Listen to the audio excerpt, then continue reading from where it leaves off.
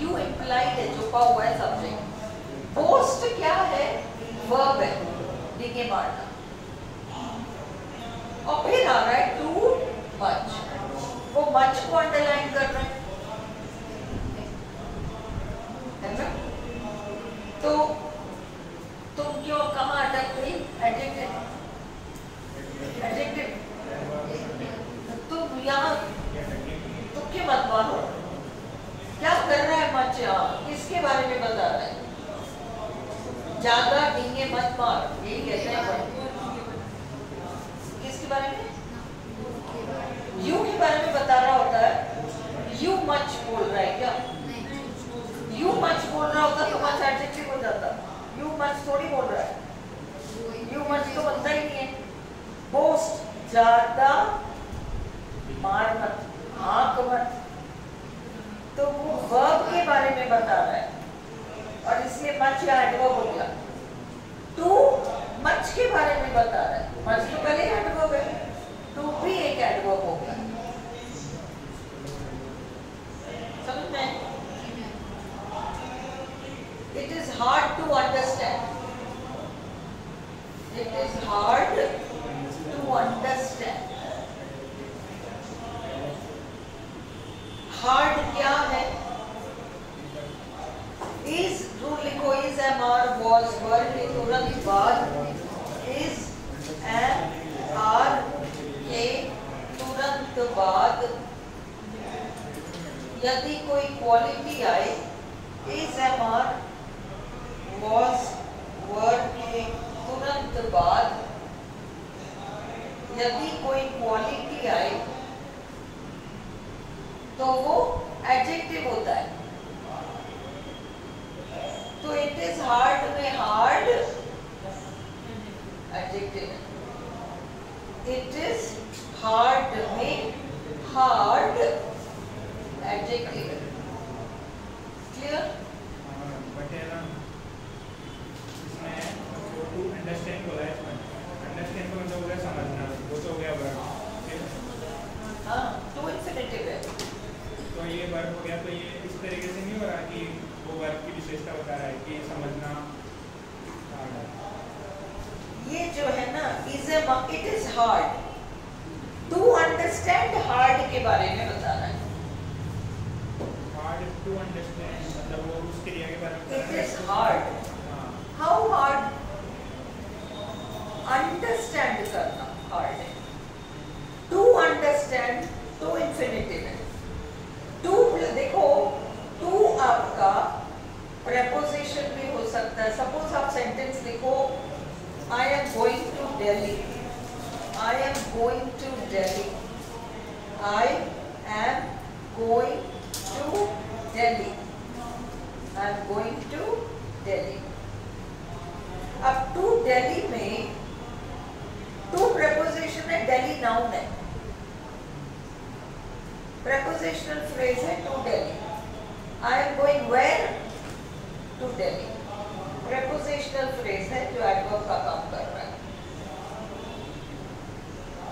Prepositional phrase तो है, पर वाक्य में prepositional phrase कौन सा काम कर रहा है? कहाँ का जवाब दे रहा है? कहाँ जा रहे हैं? To Delhi. इसलिए adverb का काम कर रहा है।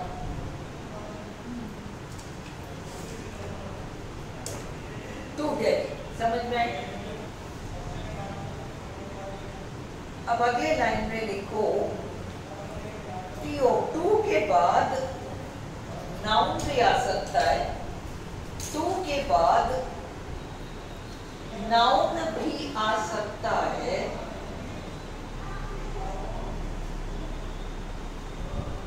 और टू के बाद फर्स्ट फॉर्म वर्ब भी आ सकता है।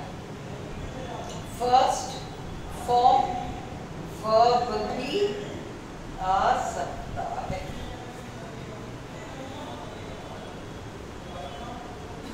अगर टू के बाद नाउन आए, अगर टू के बाद नाउन आए तो टू प्लस, और जो भी नाउन आ रहा है वो प्रेपोजिशनल फ्रेज होगा। टू प्लस प्लस वो जो नाउन है वो सारा प्रेपोजिशनल फ्रेज होगा।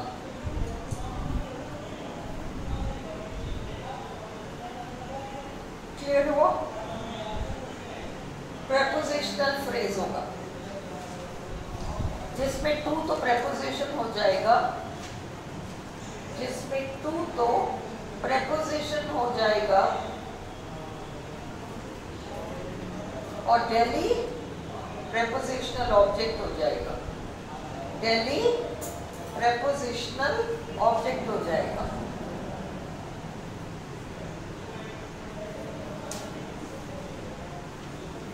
Is this clear? हाँ? पर यदि टू के बाद फर्स्ट फॉर्म वर्ब आए, पर यदि टू के बाद फर्स्ट फॉर्म वर्ब आए, यदि टू के बाद फर्स्ट फॉर्म वर्ब आए तो वो to plus first form verb to infinitive कहलाएगा। तो वो to plus first form verb to infinitive कहलाएगा। टू इंफिनिटिव कहलाएगा।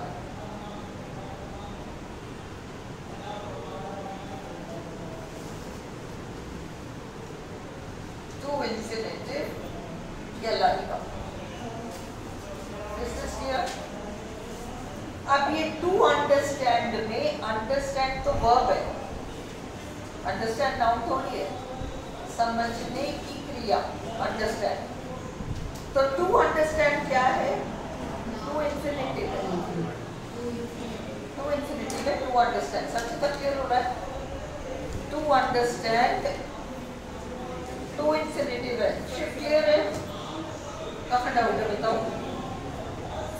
जहाँ डाउट है पूछो, कोई दिक्कत थोड़ी है। अपन ही तो है, जबरदस्ती हाँ नहीं बोलना है। जबरदस्ती हाँ मत बोलो, जो नहीं समझ में पूछ लो।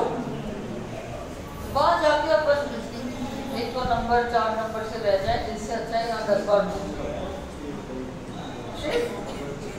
तो मैं क्लियर है? टू अंडरस्टैंड टू इंफिनिटिव है जो कि हार्ड एडजेक्टिव को पोस्ट मॉडिफाई कर रहा है, उसके बारे में कुछ बता रहा है।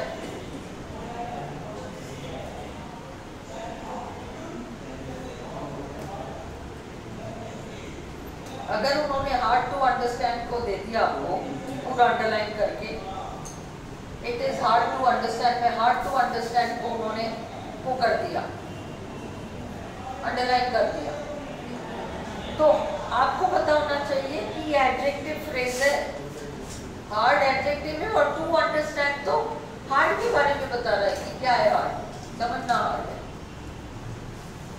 अगला, मैन हु वर्क, यहाँ वर्क क्रिया है,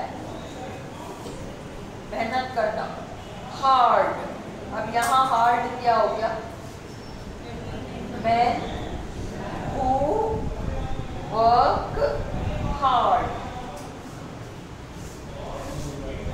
अब इसमें हार्ड एडवर्ब हो गया, वर्क के बारे में बता रहा है। Enjoy life fully. अब फुल्ली क्या है? एंजॉय लाइफ फुल्ली में फुल्ली क्या है? कौन कह रहा है एडवर्ब? किसी ने कहा था एडजेक्टिव। ये प्रेम में एडजेक्टिव नहीं एडवर्ब होता है।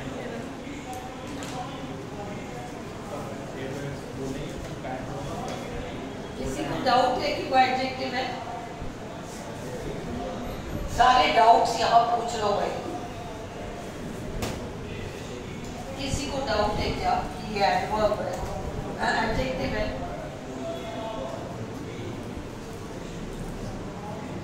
सबसे तक कैसे पता एडजेक्टिव है, एडजेक्टिव है या एडवर्ब है, जो भी तुम कह रहे हो? शिफ्ट कैसे पता? खुशबू कैसे पता? लक्ष्मी कैसे पता? क्या है ये? फुल्ली। फुल्ली क्या है? क्यों? क्योंकि सौरभ ने कहा। किसको मॉडिफाई कर रहा है? संचिता किसको मॉडिफाई कर रहा है? लाइफ को कर रहा है ना? अगर लाइफ को कर रहा है, लाइफ क्या है? लाइफ नाउन है। लाइफ क्या है? क्या का जवाब दे रहा है? लाइफ ऐसे ही नाउन है। और अगर लाइफ को मॉडिफाई कर रहा है फुल्ली तो एडजेक्टिव हो जाएगा। एंजॉयड को कर रहा है फुल्ली, फुल एंजॉयमेंट। लाइफ को मॉडिफाई नहीं कर रहा, एंजॉय को मॉडिफाई कर रहा है। पूरी तरह से एंजॉय करते हैं किसको? लाइफ। इसलिए फुल्ली एडवर्ब हो गया क्योंकि वो एंजॉय वर्ब के बारे में बता रहा है। अंडरस्टूड? अगला 8वां, a little learning is a dangerous thing.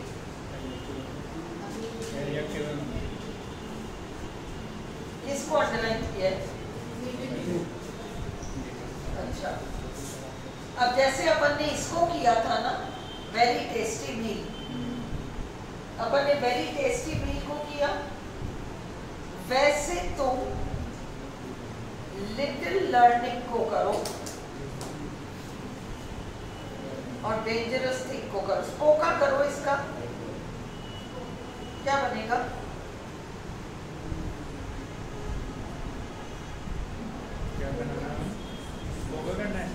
अगर करोगे तो क्या करोगे? अ little learning is a dangerous thing.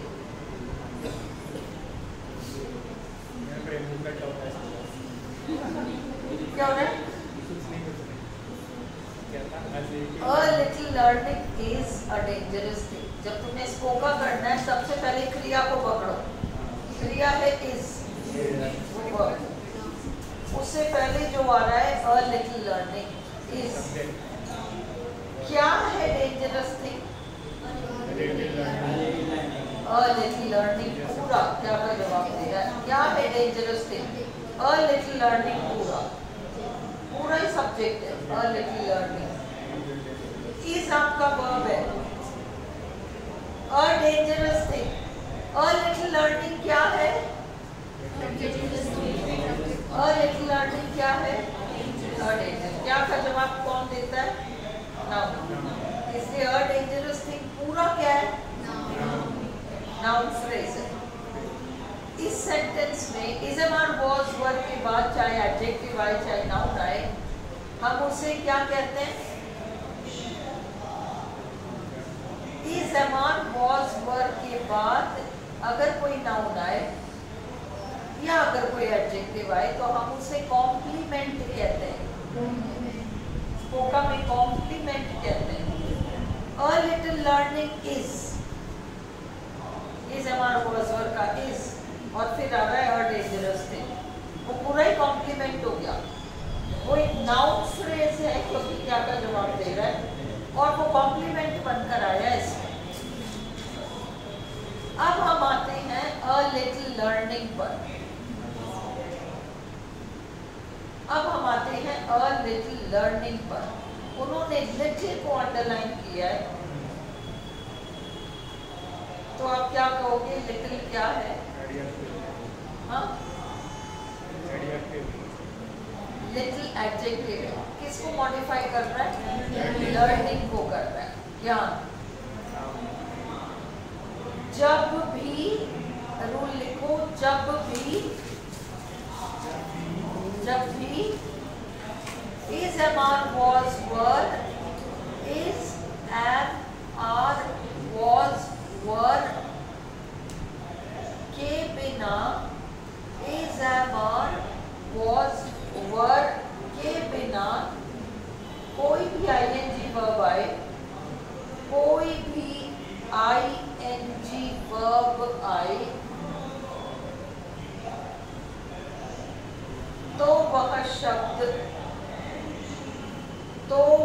शब्द या तो जेरंड होगा, GERAND GERUND, मैं अभी समझाऊंगी क्या होता है जेरंड। वो या तो जेरंड होगा GERUND, या फिर वह पार्टिसिपल होगा, या फिर वह पार्टिसिपल होगा। समझ में आई? अगले लाइन में देखो, verb plus ING, verb plus ING जो क्या का जवाब दे, वर्ब प्लस ING जो क्या का जवाब दे, वो जेरंड होता है।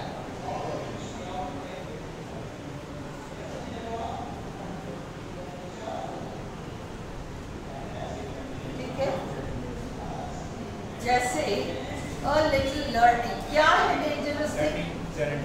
लर्निंग जेरंड है, लर्निंग जेरंड है।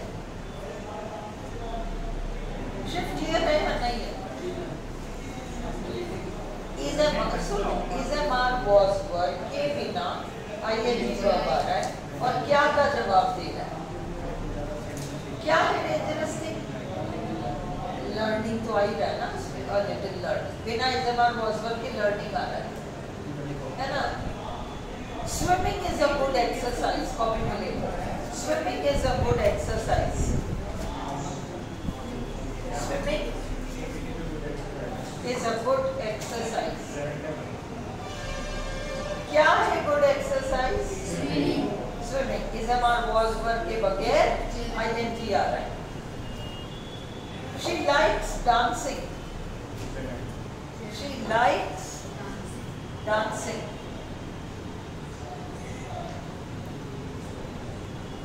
क्या है डांसिंग? क्या का जवाब दे रहा है? जेरंड हो गया। Smoking is dangerous for health. Smoking is dangerous for health. क्या है डेंजरस फॉर हेल्थ? आपका जेरंड हो गया। यहाँ तक क्लियर हो गया? Eating ice creams in winter is fun. देखो, eating ice creams in winter is fun. Fun यानी enjoyable, मजेदार। क्या है मजेदार? सिर्फ eating ice creams? कोई ये नहीं कह रहा, उसने ये नहीं कहा eating ice creams गर्मी में फन है, उसने कहा सर्दी में आइसक्रीम खाने का मजा ही और है। Eating ice creams in winter, तो in winter prepositional phrase है जो कि इस gerund eating ice creams को modify कर रहा है। Understood? gerund थोड़ा बहुत clear हो गया? संचिता डाउट है? हाँ? नहीं? भावना, एक मैंने gerund जो पार्टिसिपल वाला कोई एक्सरसाइज जरूर डाला होगा, ग्रुप में डाल देना, ये लोग घर पे प्रैक्टिस कर लेंगे। पार्टिसिपल क्या होता है? अगले लाइन में लिखा, हमने लिखा था ना, दो में से एक चीज होती है, एक तो जेरंड है, दूसरा क्या है? Is a man was verb के बिना, is a man was verb के बिना, is a man was verb के बिना, is a man was verb के बिना यदि ING वर्ब आए तो वह पार्टिसिपल हो सकता है। हाँ, एक तो जेरंड हो सकता है, दूसरा पार्टिसिपल हो सकता है। देखो, जबकि जेरंड हमेशा नाउन का काम करते हैं, जबकि जेरंड हमेशा नाउन का काम करते हैं,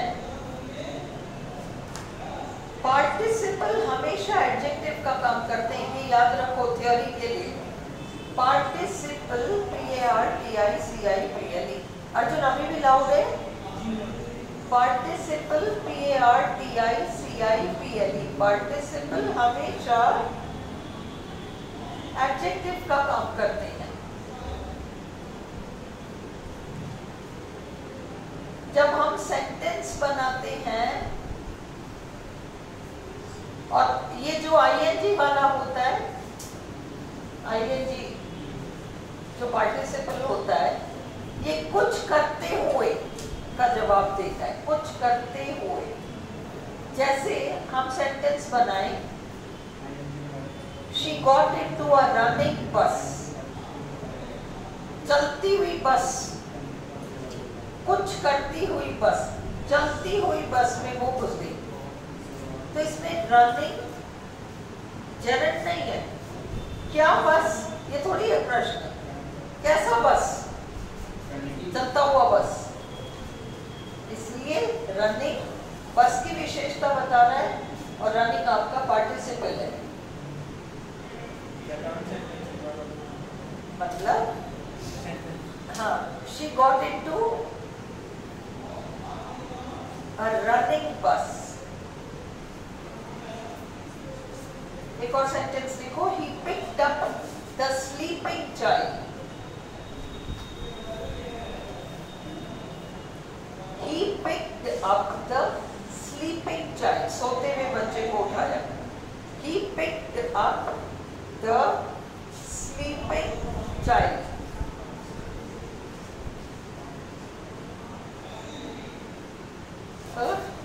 अब कैसा बच्चा? सोता हुआ बच्चा। ये आपका जेरेंट नहीं है, पार्टिसिपल है। हाँ? क्लियर?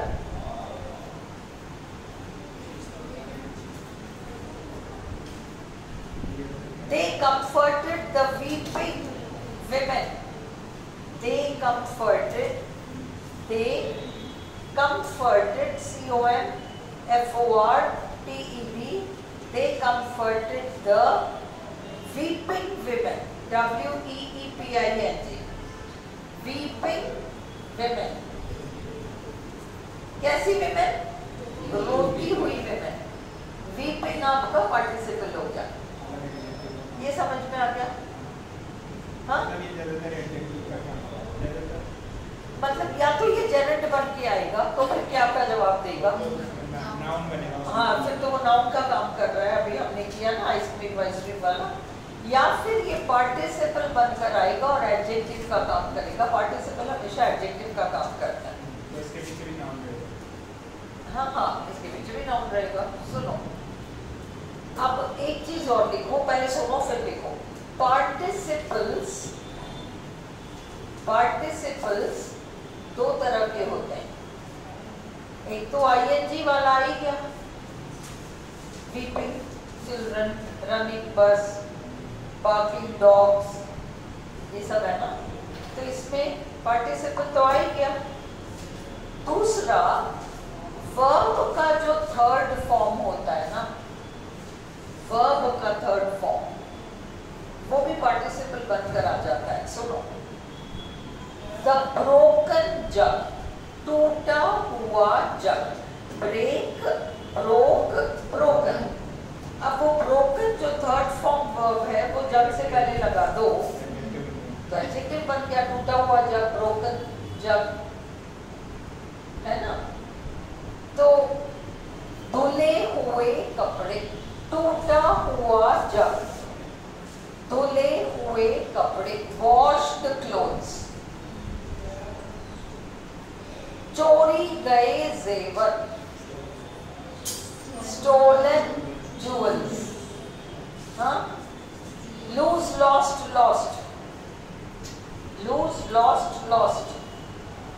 तो lost articles, lost property, कुछ भी खो जाए, किसका है ये गाड़ी की चाबी किसकी है? lost की। पार्टिसिपल है lost, एडजेक्टिव बनकर आया। मिसिंग बॉय, बिल्कुल पार्टिसिपल है ING वाला। तो पार्टिसिपल्स बातें मत कर।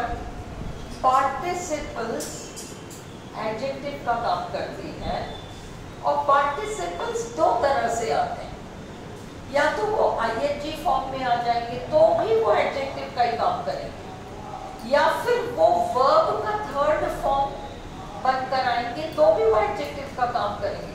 द क्लोज्ड डोर, बंद पड़ा दरवाजा, क्लोज्ड डोर। वॉशिंग मशीन थोड़ी पार्टिसिपल है। हाँ, वॉशिंग मशीन, वॉशिंग जो है वो एडजेक्टिव ही तो है मशीन के लिए।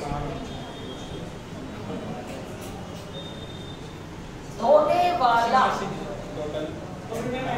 कपड़े धोती हुई मशीन, कपड़े धोती हुई मशीन वाली बात है, एडजेक्टिव का काम तो कर रहा है ना, बस पार्टिसिपल है। कुछ करता हुआ, ये वाला सेंस आता है। वॉशिंग मशीन कुछ करने वाला, हाँ, टोटल वॉशिंग मशीन तो नाउन बनेगा। ग्राइंडिंग जार,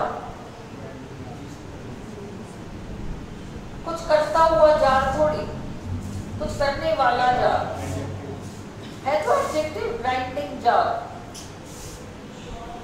समझ में आई? वॉशिंग मशीन, रीडिंग लैंप, अपन के स्टडी टेबल पर जो लैंप होता है बहुत ब्राइट होता है, बस इतनी सी रोशनी होती है कि जो वहाँ बैठकर पढ़ रहा है डेस्क पे बस उसको रोशनी आ जाती है। Reading lamp, understood? Playing cards, खेलने वाले पत्ते, प्लेइंग कार्ड्स, उसका नाम ही प्लेइंग कार्ड्स होता है, तो प्लेइंग उसमें यही तो है, पार्टिसिपल ही तो है, विशेषता ही तो बता रहे हैं कार्ड्स की। तो आईएनजी वर्ब पार्टिसिपल बनकर बिल्कुल आ सकता है, समझ में आ गई अब? और उसके अलावा थर्ड फॉर्म वर्ब भी आ सकता है। देखो, क्लोज्ड डोर,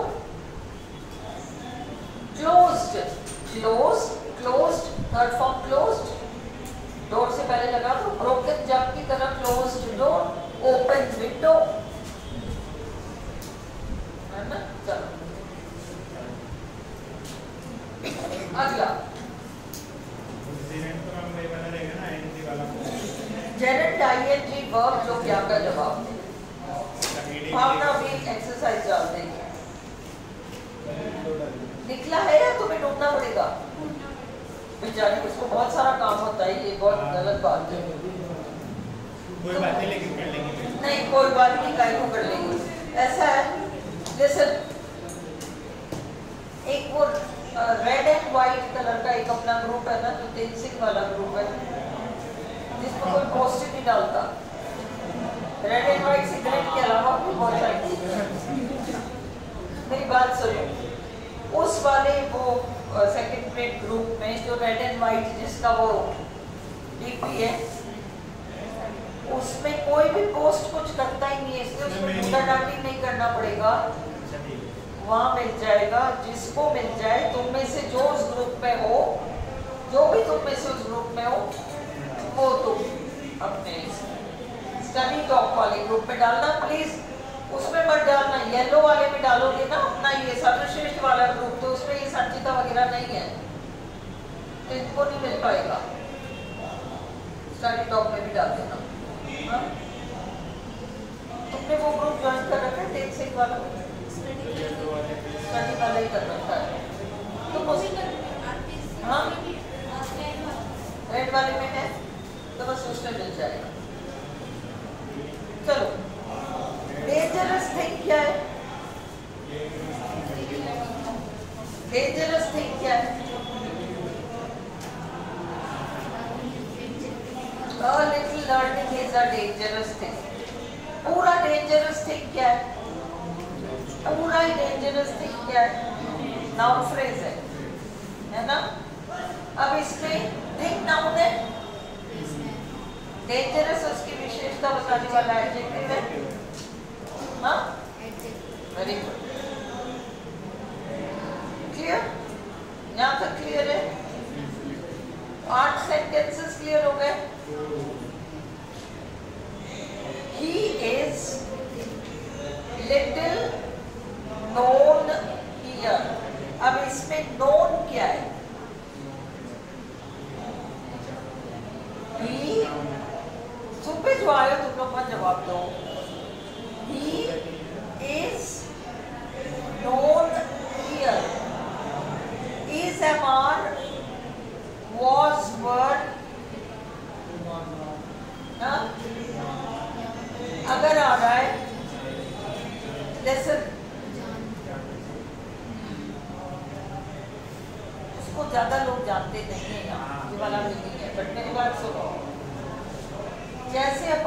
देखा कि आईएनजी वर्ब अगर is am are was verb के बगैर आ रहा है तो वो या तो पार्टिसिपल है या एडजेक्टिव है। उसी तरीके से is am are was verb अगर बिना आईएनजी वर्ब के आ रहा है तो वो अपने पीछे या तो नाउन ले रहा होगा या अपने पीछे कोई एडजेक्टिव ले रहा होगा। अगर स्थान है तो एडवर्ब लेगा, ही इज आउटसाइड, एडवर्ब हो गया। कहाँ का जवाब देने वाला? He is known, he is known here.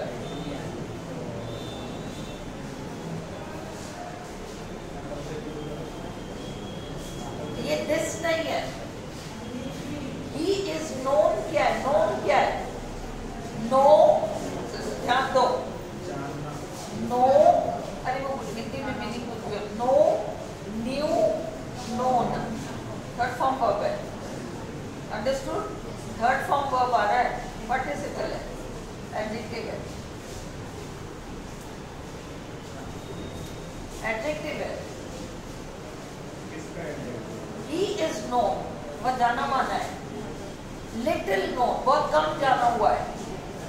Little उस एडजेक्टिव known के बारे में कुछ बता रहा है। Little उस एडजेक्टिव known के बारे में कुछ बता रहा है। समझ गए? अपना आ गया एडजेक्टिव। हाँ, तो ये लेटर फिर एडवर्ब आई, एडवर्ब हुआ। और हियर आपका वैसे ही यहाँ का जवाब दे रहा है adverb. It matters little what he says. Matters verb है, उसके बारे में little बता रहा है, इसलिए एडवर्ब है। ये क्लियर है?